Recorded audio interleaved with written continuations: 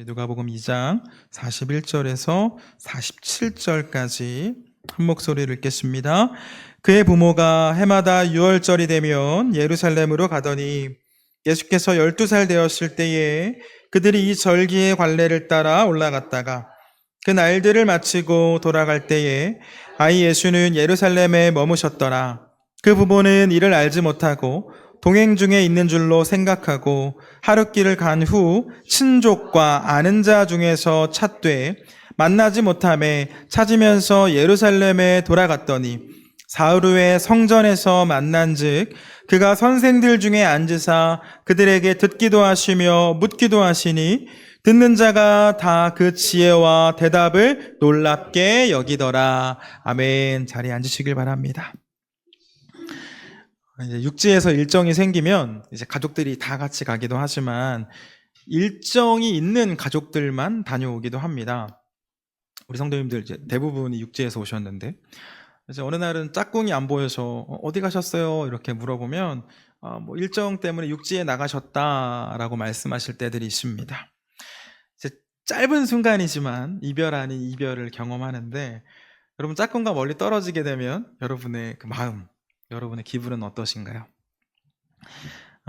저는 지난주 월요일, 화요일에 이제 세미나가 있어서 육지에 다녀왔는데 원래는 저 혼자 짧으니까 다녀오려고 했는데 이제 양가 부모님들이 아이를 너무 보고 싶다고 이제 비행기 값을 입금을 하시더라고요. 그래서 이제 저희 식구들 비행기 티켓까지 같이 예약을 해서 다녀왔습니다. 그래서 저는 이제 세미나 끝나고 화요일에 바로 제주에 내려오고 저희 식구들은 이제 가족들과 있다가 어제 저녁에 내려왔는데 여러분 사랑하는 사람들과 떨어져 있으면 어떻죠? 자유다라고 생각하시나요? 네, 물론 뭐 초반에는 좀 편하다라고 느낄 수도 있겠지만 시간이 흐를수록 빈자리가 느껴지고 보고 싶은 마음이 생기죠. 옆에 있을 때는 내 옆에 있는 게 당연한 것 같고 그래서 소중함을 잃어버릴 때도 있지만 떨어져 보면 그 잊고 있던 소중함을 생각하게 됩니다. 여러분 익숙함에 속아서 소중함을 잃어버리시면 안 됩니다. 예전에 결혼한 지 얼마 안 됐을 때인데요. 이제 저희 아내와 같이 교회 새벽기도 걸어가고 있는데 특별 새벽기도 걸어가고 있는데 전도사니까 뭐 교회 신혼이라도 손을 잡고 가는 건 상상을 할 수가 없죠. 이렇게 한 걸음 떨어져서 이렇게 교회를 가고 있는데 뒤에 이제 할아버지 권사님이 그 할아버지 권사님은 이제 아내분을 먼저 하나님 나라로 보내신 그 할아버지 권사님이셨는데 전도사님 저를 부르는 거예요. 그래서 돌아보니까 손 꼭 잡고 다니세요. 이렇게 말씀을 하시더라고요. 같이 있을 때 손 꼭 잡고 다니세요. 이 손을 같이 잡고 싶어도 그럴 수 없을 때가 있다는 것을 아셨기 때문에 하신 말씀이지 않을까 생각합니다. 여러분 소중한 내 배우자 또 내 자녀들 그리고 내 부모님 당연히 옆에 있을 거라고 생각하지 마시고 오늘도 최선을 다해 사랑하시길 축복합니다. 여러분 그렇다면 예수님은 여러분에게 어떤 존재인가요? 가족들만큼 소중한 존재인가요? 예수님 언제나 우리 옆에 계실 것만 같습니다. 교회에 오면 예수님 여러분 사랑합니다 라는 그 소리를 반복적으로 듣기 때문에 우리들 예수님과 뭐 특별히 가까워지기 위한 노력 하지 않아도 될 것처럼 생각합니다.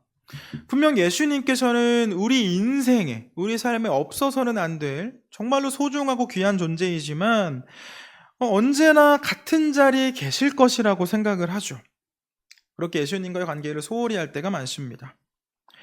여러분 예수님께서 우리를 소중히 여겨주셨고 여러분에게도 그 예수님이 소중하시다면 최선을 다해서 예수님 사랑하시고 예수님과 동행하는 삶을 살아가시길 바랍니다. 고 이성봉 목사님이라는 분은요 주위 사람들이 볼 때 저분 장애가 있나 싶을 정도로 평소에 이 오른손을 꽉 쥐고 다니셨다고 합니다. 사람들이 물어보는 거죠. 목사님, 왜 자꾸 오른손 이렇게 주먹 쥐고 계세요? 이렇게 물어보니까 예수님 손 잡고 있는 거야 라고 대답을 하셨다고 해요. 이 목사님처럼 매일같이 오른손 주먹을 쥐고 있을 수는 없겠지만 예수님과 동행하는 삶을 위해 매일 매순간 노력하는 우리가 되길 주님의 이름으로 축원합니다. 오늘 함께 살펴볼 본문은 성경에서 유일하게 예수님의 유년 시절을 소개하고 있는 말씀인데요. 예수님의 부모였던 그 요셉과 마리아가 어린 예수님을 잃어버렸던 그 사건을 소개하고 있습니다. 우리 본문을 좀 한 절씩 살펴보도록 하겠습니다. 41절에서 42절 말씀, 두 절 말씀만 다시 읽습니다. 그의 부모가 해마다 유월절이 되면 예루살렘으로 가더니 예수께서 12살 되었을 때에 그들이 이 절기의 관례를 따라 올라갔다가, 예수님께서 12살 때 있었던 일임을 증거하고 있죠. 성경은 예수님의 부모가 해마다 6월절이 되면 예루살렘에 갔다라고 말씀합니다. 이 유대의 성인 남자들은 그 유대의 3대 절기였던 6월절, 오순절, 초막절을 예루살렘에서 지켰는데요. 이 바벨론 포로 시대 이후에 이 유대인들이 막 뿔뿔이 흩어져서 살지 않았습니까? 그래서 뭐 절기마다 예루살렘에 올라와서 예배를 지키는 것은 당연히 어려웠고, 그럼에도 내가 좀 경건하게 신앙생활을 하고자 했던 그 사람들은 3대 절기를 다 지키지 못하더라도 6월절만큼은 예루살렘에서 지키고자 했습니다. 이 요셉과 마리아 역시 경건한 신앙생활을 하고자 했고, 신앙인의 삶을 살고자 했고, 이 절기를 지켰는데, 우리 읽었던 41절을 보면 해마다라는 단어가 눈에 들어옵니다. 해마다. 어쩌다 한번 그냥 우리 올해는 성지순례를 한번 가볼까 하고 참여해 본 게 아니라 매년 예루살렘을 찾아서 6월절을 지키면서 그 구원받은 은혜를 기억했고 감사했었다라는 거죠. 여러분, 이 가정에 어린 자녀가 있으면 그 전처럼, 이 자녀가 없을 때처럼 신앙생활하는 게 쉽지 않습니다. 평생 이 청년의 시대 때부터, 중고등학생 때부터 새벽을 깨웠던 분들도 어린 자녀가 생기면 얘를 깨워서 예배에 나오는 것도 어렵고, 그렇다고 집에 두고 올 수도 없기 때문에 이 새벽을 깨우는 게 거의 불가능해지죠. 새벽 기도회 뿐인가요? 저녁에 모이는 예배 드리기 어렵고, 예배뿐만이 아니라 교회에서 헌신하는 것도 쉽지가 않습니다. 그런데 이 성경의 요셉과 마리아를 보면 어떻죠? 가정에 어린 자녀가 있었지만 해마다 예루살렘을 순례하며 받은 은혜를 기억하는 일을 게을리하지 않았습니다. 이 무엇보다 자녀를 신앙으로 교육하기 위해 애썼음을 볼 수가 있죠. 자, 그런데 어떤 일이든 한 12번 정도 하면 익숙해지지 않을까요? 사실 예수님이 태어난 이후로 12번이지 예수님께서 태어나시기 전에도 예루살렘을 왔다 갔다 했었다라고 생각을 해보면 요셉과 마리아에게 예루살렘 순례는 이미 익숙한 활동이었습니다. 아이가 생기고 처음 1, 2년 정도야 어떻게 가야 되지? 뭐 타고 가야 되지? 어디서 자야 되지? 밤에 막 울면 다른 사람들한테 피해될 텐데 숙소를 어디를 구해야 되지? 고민도 되고 걱정도 되고 긴장도 되겠지만 이 아이가 어느 정도 크고 그동안의 경험을 통해 크게 걱정할 거 없다, 그전 해왔던 대로 하면 되겠지라고 판단이 되면 긴장하지 않고 그 길을 나서게 되죠. 근데 문제가 생겼습니다. 이제 절기 예배를 다 끝내고 절기 행사를 다 마치고 짐을 싸서 돌아오는 길에 이 요셉과 마리아가 그 아들 예수님이 없어진 것을 알게 됩니다. 43절에서 45절 말씀 같이 읽습니다. 그 날들을 마치고 돌아갈 때에 아이 예수는 예루살렘에 머무셨더라. 그 부모는 이를 알지 못하고 동행 중에 있는 줄로 생각하고 하룻길을 간 후 친족과 아는 자 중에서 찾되 만나지 못하며 찾으면서 예루살렘에 돌아갔더니 이미 하룻길을 걸어왔는데 아들이 없어진 것을 알게 되었습니다. 여러분, 이 말씀을 오늘을 살아가는 우리의 시선으로 보면 도저히 이해가 되지 않습니다. 어떻게 부모가 아이를 잃어버리고 하루 동안 모를 수가 있습니까? 더군다나 지금은 내가 살던 데도 아니고 다른 지역으로 이동을 했을 때죠. 평소보다 아이를 더 잘 챙길 때입니다. 다른 지역으로 이동해서 가 있는데 내 아이가 없어진 것을 하루 동안이나 모른다? 이해가 안 되죠. 여러분, 이 말씀은요, 지금 우리의 시선으로 읽어야 되는 게 아니라 이 유대 문화라는 그 안경을 쓰고 읽어야 됩니다. 당시 유대 문화에서 예루살렘 순례는 가족 단위의 행사가 아니었습니다. 절기가 되면 이 유대인들은 지파라고 하죠. 이 친척들끼리 모여서 같이 이동을 하기도 했고요. 또 동네 사람들끼리 함께 무리를 지어서 이동을 했습니다. 우리 지난 5월 달에 이제 제주 동부 지역이 연합해서 체육 대회를 할 때 모이는 장소가 정해져 있었죠. 근데 가족들별로 그곳에서 와서 만난 게 아니라 먼저 교회로 다 모인 후에 저희들 차를 나눠서 타고 그곳까지 이동하지 않았습니까? 가족들끼리 간 게 아니라 우리 교회 학교 아이들 한 차로 가고 또 이제 또 어르신들도 한 차로 가고 이렇게 나누어서 이동을 했었죠. 같은 목적지를 향해 가는데 가정별로 차를 타고 간 게 아니라 4대 정도의 차에 나누어서 이동을 했습니다. 비슷한 거죠. 예루살렘으로 가는데 가족들끼리 이동하는 게 아니라 친척들끼리 이동을 하고 또 지역별로 조금 이해하기 쉽게 우리 지역의 지역으로 좀 바꿔서 말씀을 드리면 표선리 사람들 모여서 이동하고 저 세와리 사람들 모여서 이동을 하고 또 제주시에서 오는 사람들 모여서 함께 이동을 한 거죠. 또 당시에는 남자와 여자가 따로 나누어서 이동을 하기도 했는데 여러분 우리도 이 어린 자녀들은 성별에 상관없이 그 부모를 따라갈 때가 있지 않습니까? 저희 가정은 딸만 둘인데 이제 수영장에 가면 이제 엄마 혼자서 아이들 둘이랑 짐을 다 챙기는 게 이제 어려워서 때때로 그 둘째 온유를 제가 데리고 갈 때가 있습니다. 남탕과 여탕이 구분이 되어 있지만 어린 온유는 여자임에도 남자인 아빠를 따라서 이제 탕에 들어갈 때가 있는 거죠. 이런 생각으로 여러분 이 말씀을 보면 말씀이 조금 이해가 됩니다. 요셉은 아버지였던 요셉은 작년까지 엄마 따라갔으니까 올해도 엄마랑 가겠지, 이모들이랑 같이 가겠지라고 생각을 한 거고 이 엄마 마리아는 이제 다 컸으니까 아빠 따라서 갔겠지, 삼촌들이랑 같이 갔겠지라고 생각을 한 겁니다. 그렇게 하룻길을 걸어왔는데 아들이 사라진 것을 깨달았습니다. 난리가 났겠죠. 생각만 해도 아찔합니다. 여러분 12살이라고 해도 아직 어리죠. 우리 지금 앞에서 PPT하고 있는 예은이가 지금 11살인데 똘똘하다고 해도 얼마나 어립니까? 핸드폰도 없는 시절이죠. 뭐 경찰서에 가서 등록된 지문으로 찾을 수가 있습니까? 찍어놓은 사진을 뿌릴 수가 있습니까? 잃어버렸다는 것을 안 순간부터 이 부모들은 제정신이 아니었겠죠. 그래서 어떻게 하죠? 왔던 길을 돌아갑니다. 다시 갑니다. 걸어갔을까요? 뛰어갔겠죠. 힘든 것도 모른 채 뛰어갔을 겁니다.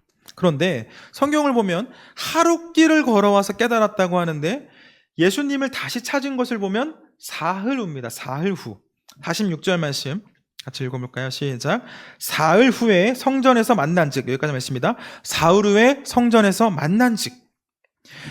걸어서 하룻길을 걸어왔는데 뛰어서 가면 몇 시간 만에 찾아야 정상인데 3일이 걸렸습니다. 왜 그럴까요? 요셉과 마리아는 이미 이성을 잃었습니다. 출발한 곳이 성전이었으니 성전을 향해 가면 되는데 당황을 하니까 이성적인 생각이 안 되죠. 왔던 길로 되돌아가면서 아이들이 있을 법한 곳을 다 찾아가는 겁니다. 그리고 동네에 아이들이 막 모여 있으면 가서 한 명씩 얼굴을 확인했겠죠. 얘가 내 아이인가? 얘가 내 아이인가? 그렇게 찾다가 결국은 출발했던 성전까지 가게 되었고 그곳에서 예수님을 만나게 됩니다. 여러분 예수님은 하나님의 말씀이 있는 곳에 계셨습니다. 이 마리아가 다시 만난 예수님을 보면서 말합니다. 우리 48절 말씀 48절 함께 읽겠습니다.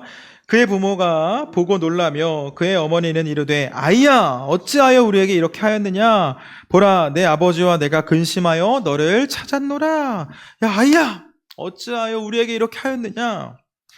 지금 이 순간이 아니라 나중에 시간이 한참 지나서 그 마리아가 과거에 있었던 일을 생각하면서 그 누가라는 사람에게 말했고 그 누가가 받아 적지 않았을까요? 이제 마리아가 막 생생하게 그 이야기를 전하기보다는 조금 과거의 추억을 생각하면서 정제된 표현으로 누가에게 이야기를 했겠죠. 근데 당시에 좀 상황을 생각해 보면 그 아이를 보자마자 이 등짝 스매싱부터 나가지 않았을까요? 너 여기서 뭐해? 막. 찾은 것에 너무나 감사하기도 했지만, 막, 찾았던 그 애타는 마음 때문에, 너 왜 안 따라왔어? 막 화도 나고, 막. 엄마랑 아빠가 너 얼마나 찾았는지 알아? 막 소리를 질렀겠죠. 근데 여러분, 그 다음 말씀을 보면 어떠십니까? 지금 이 마리아가 막 당황하고 화도 나가지고 막 소리를 지르고 있는데, 예수님은 그런 모습을 이해할 수 없다는 듯이 이야기를 하죠. 49절 말씀 같이 읽겠습니다. 예수께서 이르시되 어찌하여 나를 찾으셨나이까? 내가 내 아버지 집에 있어야 될 줄 알지 못하셨나이까? 하시니, 내가 내 아버지 집에 있는 것을, 성전에 있는 것을 왜 모르셨습니까? 이런 말이죠. 아니, 제가 없어졌으면 당연히 교회에 있을 것이라 생각하셨어야 되는 거 아닙니까? 여러분, 지금 이 말씀은 부모의 그 마음을 이해하지 못하는 철없는 아이의 그 대사처럼 보이기도 하지만, 그 말씀 이렇게 넘겨서는 안 됩니다. 여러분, 요셉과 마리아가 예루살렘으로 이동한 이유가 무엇이죠? 유월절 절기를 지키기 위함이죠. 유월절 절기를 지키기 위해서 예루살렘에 갔습니다. 그럼 유월절이 뭐죠? 유월절은 과거에 하나님의 심판이 그 애굽 땅에 임할 때 하나님의 백성들은 어린 양의 피를 집 좌우 문설주에 발랐습니다. 그럼 그 죽음의 사자가 지나가다가 어린 양의 피가 발라져 있는 집은 그냥 넘어갔죠. 즉 심판의 때에 구원받았음을 기념하는 날이 유월절인데, 우리는 그 유월절의 주인이 누구인지를 알고 있습니다. 세례 요한이 말하지 않았습니까? 보라, 세상 죄를 지고 가는 하나님의 어린 양이다. 세상 죄를 지고 간 하나님의 어린 양이다. 예수님을 보고 하나님의 어린 양이라고 말을 했습니다. 예수님은 하나님의 심판으로부터 우리를 구원하시기 위해 피 흘린 어린 양이 되셨고, 그러므로 유월절의 주인은 예수님이셨습니다. 그런데 이 요셉과 마리아는 유월절을 지킨다고 하면서 유월절의 주인이 누구인지를 알지 못했고, 오늘 살펴본 사건은 그 주인공을 잊어버린 사건이었습니다. 여러분, 요셉과 마리아는 자신들이 한 일, 지금까지 해왔던 그 일에만 집중했습니다. 우리 41절 말씀 다시 볼까요? 그의 부모가 해마다 유월절이 되면 예루살렘으로 가더니, 해마다 했던 행사였습니다. 43절 말씀도 보겠습니다. 같이 읽습니다. 그 날들을 마치고 돌아갈 때에 아이 예수는 예루살렘에 머무셨다. 여기까지만 읽을게요. 그 날들을 마치고 유월절 순례의 그 모든 일정을 마쳤습니다. 때를 지켰고 모든 순서를 지켰습니다. 할 일 다 했다라고 생각을 했겠죠. 평생 반복적으로 해왔던 일을 했습니다. 아무런 문제가 없다라고 생각을 했을 겁니다. 그런데 그 유월절의 주인이신 예수님을 놓쳤고 결국 예수님을 잃어버렸습니다. 여러분, 오늘 말씀은 예수님께서는 언제나 우리 옆에 계시지 않을 수 있음을 가르쳐주고 있습니다. 우리 착각할 수 있습니다. 나는 할 거 다 했다. 매주 주일마다 예배도 드렸고 헌금도 했다. 그러니 예수님은 당연히 나와 함께하고 계시겠지. 예배의 주인이신 예수님을 찾지 않고 삶의 자리로 돌아가서는 예수님 생각하지 않고 예수님 사랑하지 않고 그저 내 갈 길 열심히 걸어가면서 일주일에 한 번 형식적으로 반복되는 그 예배를 통해 당연히 예수님께서 나와 함께 하신다라고 생각할 수 있습니다. 아니요, 여러분. 예수님은 우리의 주님이시지 우리가 주님이 아닙니다. 우리가 예수님의 종이지 예수님이 우리의 종 되신 게 아닙니다. 우리가 갈 길 알아서 가면 예수님이 우리를 따라오시는 게 아니라 우리가 예수님을 찾아야 하고 예수님을 따라야 합니다. 예배의 자리를 지키면서 내 할 일 다 했다라고 생각하는 것이 아니라 예배의 모든 순간에 이 예배의 주인이신 주님께서 나를 만나주시기를 구하고 오늘도 나에게 은혜 주시기를 사모해야 합니다. 저 예배당 문 밖을 나갈 때 이번 한 주도 주님께서 나와 함께 있을 것을 바라며 기도해야 하고 주님과의 동행을 위해 말씀 붙잡아야 합니다. 사랑하는 여러분, 혹시 매주 드리는 이 예배가 익숙해져서 이 예배의 주인이신 그 예수님을 잊지는 않으셨나요? 일주일에 한 번 교회 나가서 앉아서 노래 좀 부르고 앞에서 목사의 하는 그냥 좀 좋은 이야기 듣고 오는 시간으로 여기시진 않으셨죠? 예수님 당연히 지금도 나를 따라오고 계실 거라고 생각하시나요? 기억하시길 바랍니다. 예수님은 하나님의 말씀이 있는 곳에 계십니다. 우리가 말씀을 붙잡을 때 예수님 우리와 함께 하십니다. 우리가 주신 말씀을 붙잡고 그 말씀을 우리의 삶으로 살아낼 때 예수님께서 우리 삶에 함께 하시는 줄 믿습니다. 바라기는 익숙하고 그 반복되는 삶으로 인해 소중한 예수님 잃어버리는 것이 아니라 삶의 모든 순간에 믿음의 눈을 들어 예수님 바라보시고 사랑한다는 그 우리의 입술의 고백을 우리의 삶으로 증명하셔서 예수님께서 우리 삶 가운데 함께 해주시는 그 은혜, 그 놀라운 은혜를 누리는 우리 모두가 되길 주님의 이름으로 축원합니다.